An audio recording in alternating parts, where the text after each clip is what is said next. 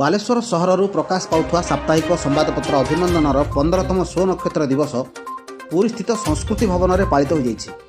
ରବିବାର ଦିନ ଅନୁଷ୍ଠିତ ଏହି କାର୍ଯ୍ୟକ୍ରମରେ ପ୍ରଥମେ କବିତା ପାଠୋତ୍ସବ ଅନୁଷ୍ଠିତ ହୋଇଥିଲା। ଏହି ଉତ୍ସବରେ 50ରୁ ଉର୍ଦ୍ଧ୍ୱ କବି ଓ କବୟିତ୍ରୀ ସ୍ୱରଚିତ କବିତା ପାଠ କରିଥିଲେ। ଏହି କାର୍ଯ୍ୟକ୍ରମକୁ ଶିକ୍ଷାବିତ୍ ପ୍ରମୋଦ ଦେବୀ ସଂଯୋଜନା କରିଥିଲେ। ଏହାପରେ ଅଭିନନ୍ଦନର ସ୍ୱ ନକ୍ଷତ୍ର ଦିବସ ପାଳନ କରାଯାଇଥିଲା। डॉक्टर प्रोफेसर प्रदीप्त कुमार मिश्र अध्यक्षतार अनुष्ठित सभारे मुख्य अतिथि भाव ओडिया भाषा प्रतिष्ठान पूर्वतन निर्देशक डॉक्टर कैलाश चंद्र टिकायत जोगदे कहिथिले जे साप्ताहिक संवादपत्र माने 7 दिन मध्य घटुवा घटनावलीर तर्जमा करी तार सारांश को हजम करिया भली सार दे संवाद आकार में परिवेषण करुथुवारु यह पाठक महल बेस आदृत हो पारि थाए।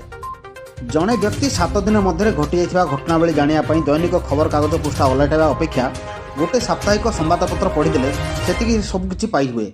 सम्मानित अतिथि भाव बलांगीर स्थित सरकारी आयुर्वेद महाविद्यालय अवसरप्राप्त अध्यक्ष प्रोफेसर डॉक्टर रामकृष्ण पाणिग्राही, फकीरमोहन विश्वविद्यालय भाषा और साहित्य विभाग मुख्य डॉक्टर देवाशीष पात्र, ओडिशा राज्य क्षुद्र और मध्यम संवादपत्र महासंघर राज्य सभापति और साप्ताहिक संवादपत्र नवीनर संपादक रविरथ, नीलगिरी महिला महाविद्यालय भाषा और साहित्य विभाग प्राध्यापक डॉक्टर प्रदीप कुमार मिश्र, बालेश्वर वरिष्ठ आईनजीवी अरविंद बारिक, केन्दुझर आदर्श शिक्षक और सुसाहित्यक मधुसूदन मिश्र प्रमुख जोगदे कहिथिले जे दैनिक संवादपत्र तुलन में साप्ताहिक संवादपत्र गुड़िक कौन गुण में कम नुहे। साप्ताहिक संवादपत्र गुड़िक सरकारी सहायतार वंचित होउथवारु अनेक गुड़िए संवादपत्र पाई मध्य किछि दिन पर बंद हो जाउथवार देखिବାକୁ मिले।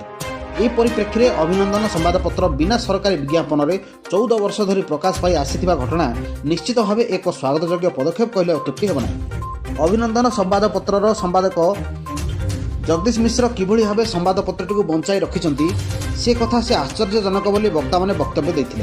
यही अवसर में 13 जन प्रतिभाधारी भाव सुमंत कुमार जेना प्रकृति मित्र, जनार्दन भूया संगीत निर्देशक, सौम्यदीप चक्रवर्ती समाजसेवी, शुभ्रालीन नायक कंठशिल्पी, श्रीमती चंद्रिका रणा नृत्यशिल्पी, मोहन साहू चित्रशिल्पी, डॉक्टर प्रदीप कुमार मिश्र युव स्तंभकार, डॉक्टर इप्सिता प्रधान प्रबंधिका, स्निग्धाजी महापात्र कवयित्री, महेश्वर पात्र गाल्पिक, श्रीजुक्त प्रभात चंद्र रथ आदर्श शिक्षक, श्रीजुक्त देवीदत्त मिश्र आदर्श सांबादिक, उत्कलमणि फाउंडेशन ट्रस्ट अनुष्ठान सम्मान में सम्मानित एही स्वनक्षत्र दिवस अवसर में ओडिशार विभिन्न अंचल बहु साहित्यक साहित्यप्रेमी सांबादिक और विशिष्ट व्यक्ति माने जोग देइथिले।